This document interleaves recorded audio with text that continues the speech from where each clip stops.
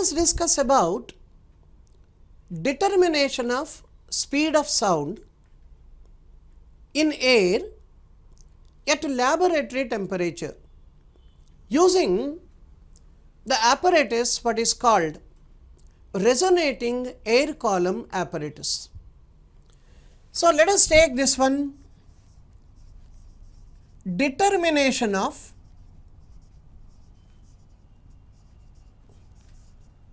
speed of sound.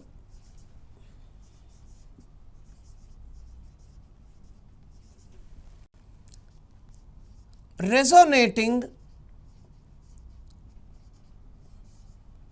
air column apparatus. This is what we have even in experimental physics for us. So, what do you find in this resonating air column apparatus? Probably most of you people might have worked out this experiment in your laboratory. The rough sketch of this apparatus I am just giving you here. You will be having a transparent plastic pipe which is connected in parallel to a metal pipe like this of length exactly around 1 meter, and these two are now connected to a water reservoir like this.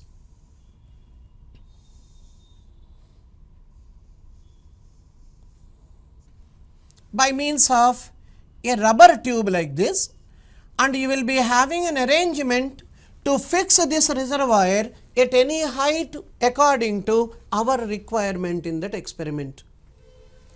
And this total apparatus is mounted on a vertical stand like this.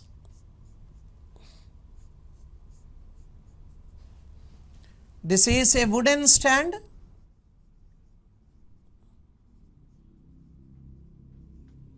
and this one is called water reservoir, and this one is a rubber pipe,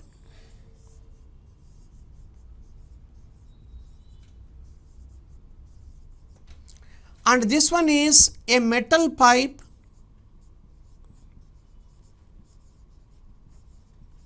and this one is a transparent plastic pipe. This one is.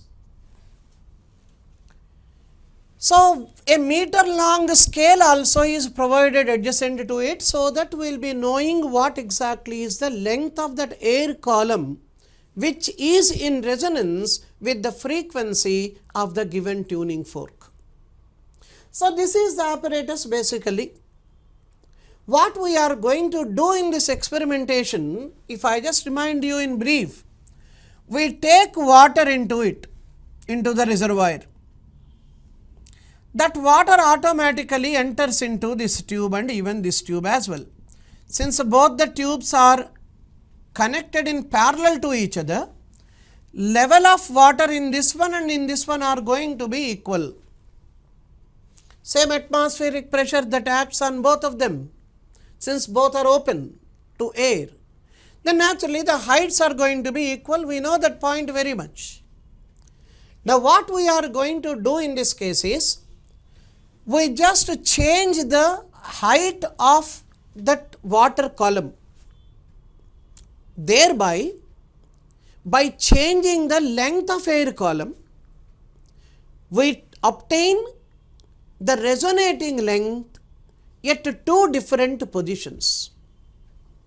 The very first one, of course, when we consider when this is the water level in the tube, that level of water behaves as if it is a closed end of that pipe.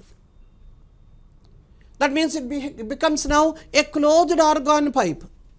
Say whenever the wave is entering this way and reflecting back this way, formation of a node and antinode here when we are observing, that's what we call it as first resonating length. Some amount of sound you can hear whenever resonance occurs, a huge sound is going to be heard, because when resonance occurs, the body vibrates with the greatest amplitude possible.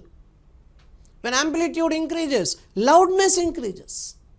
So that is the reason why you can hear huge sound out of the system. There only you have to fix the reservoir and its position to be fixed there, and we used to measure the height of that air column or length of that air column, and we call that one as first resonating length.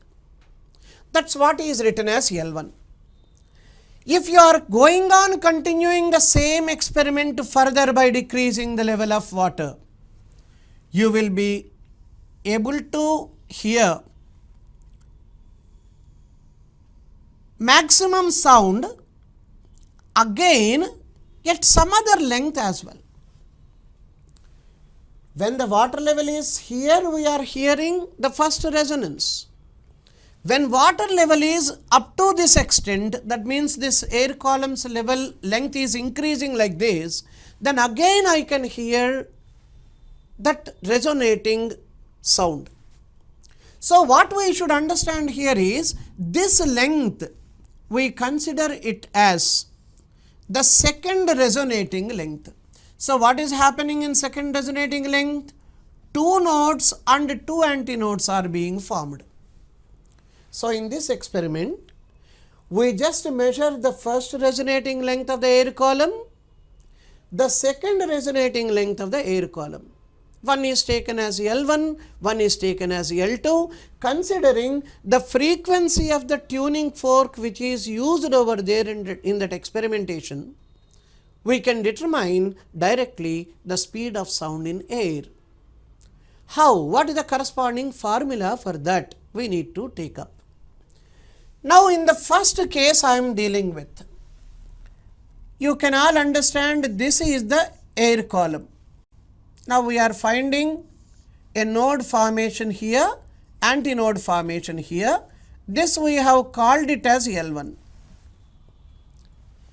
So yet first resonance,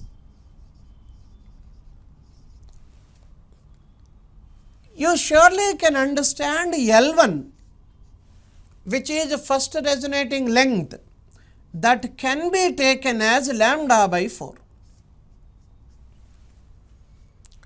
But every one of us are aware of one important, most theoretical concept here. We keep the tuning fork a little above the tube. When you are keeping the tuning fork, say for example here, then this antinode will not be formed at the edge of the tube. Instead, it is formed at the prong of the tuning fork. That means officially, this is the wave that is entering and reflecting and coming back. So whatever is the gap between the position of the tuning fork and edge of this tube, whatever we are having in this experimentation, that gap we call it as end correction. So whenever we write the equations for first resonating length and second resonating length, one should consider even end correction and repeat the equations. So L1, if it is the length directly from the edge plus end correction, that gives you lambda by 4. That is at first resonance. This is the equation we have to take. Similarly, yet second resonance, when second time the resonance is obtained, the second resonating length we can write it this way as L2 plus E is equal to 3 lambda by 4. So what is this L1 over here now? L1 is to be called as first resonating length. and L2 is now to be called as second resonating length. Then from these two I can write L2 minus L1 is equal to lambda by 2. So what would be lambda now? 2 into L2 minus L1. That's one equation we need to remember. Therefore, what is the speed of sound? Which is n lambda. So what is that equation ultimately? 2n into L2 minus L1. By using this equation, one can estimate the speed of sound at room temperature. In other words, at the laboratory temperature. Therefore, I just write this one as Vt, that T stands for the temperature of that laboratory in which you have performed this experiment. Now, the moment we have got the speed of sound at that room temperature in air, what would be the speed of sound in air at 0 degrees centigrade? Already we have taken up a rough equation. So we can write this one like this: Vt into 1 minus T by 546. And this T refers to the laboratory temperature as such. So lab temperature when it is T, V0 is speed of sound at 0 degrees centigrade, Vt is the speed of sound at T degrees centigrade. Then with this value of V0 you can estimate using this formula Vt into 1 minus T by 546. Till this extent, okay, this is the formula for wavelength we have to remember. This is the formula for speed of sound at room temperature or laboratory temperature we have to remember. And this is the estimated value of speed of sound in air at 0 degrees centigrade as such. But now the question is how to calculate end correction now. How to calculate end correction? That's what we just want.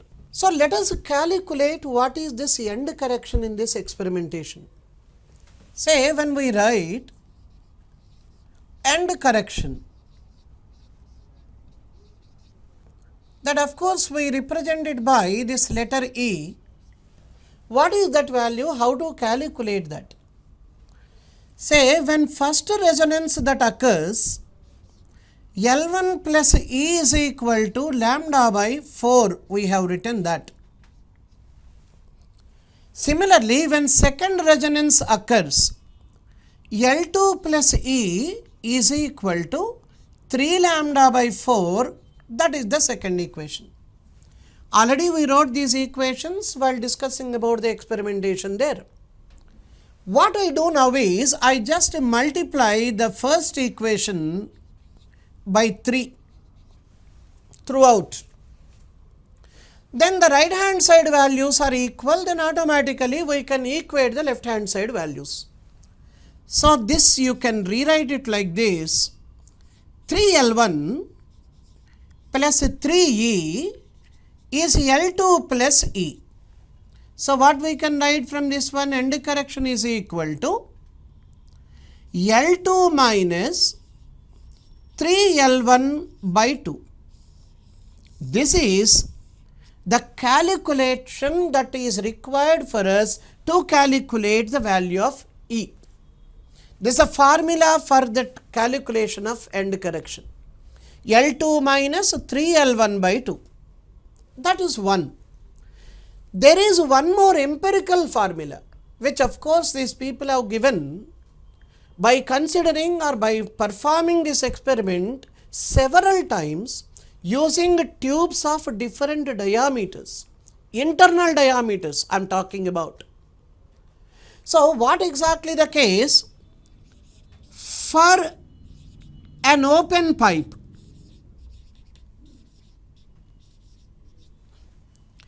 end correction of course can be taken as 0.6 times the diameter,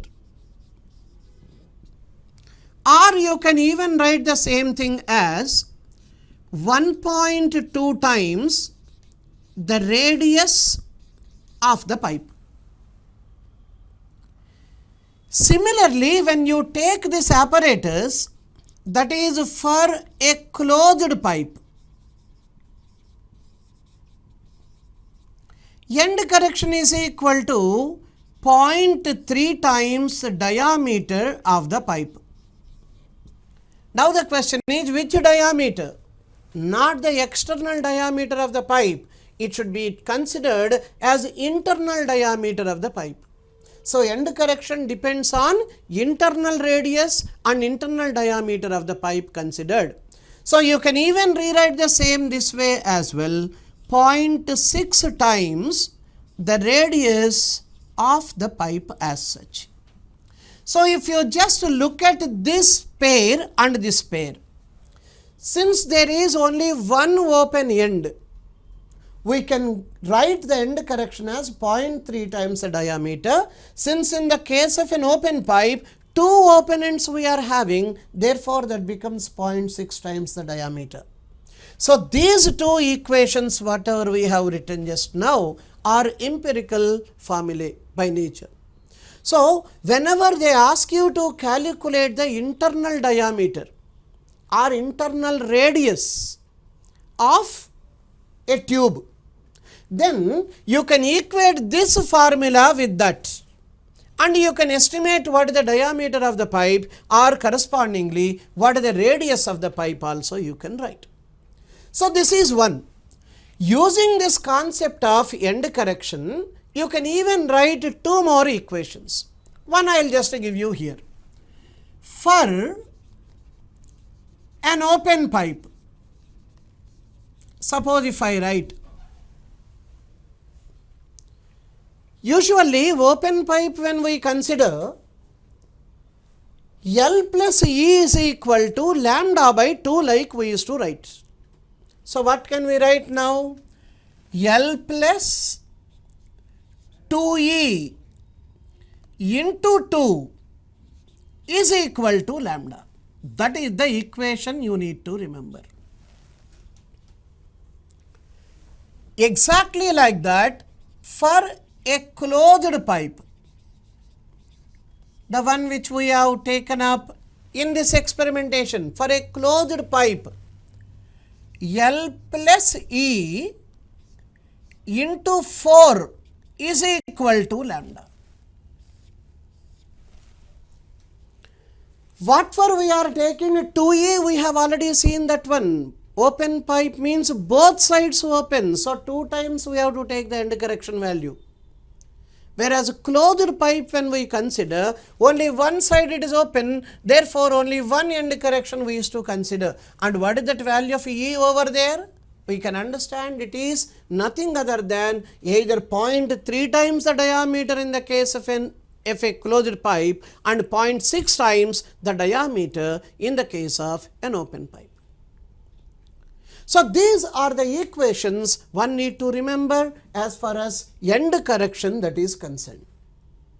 And in this case, resonance is the major concept by means of which we are in a position to determine the speed of sound in air at laboratory temperature. So this experiment, of course, you have to remember just in terms of the equations whatever we have taken up. So that is the only experiment directly what we have, by means of which we can estimate speed of sound in air at laboratory temperature as such.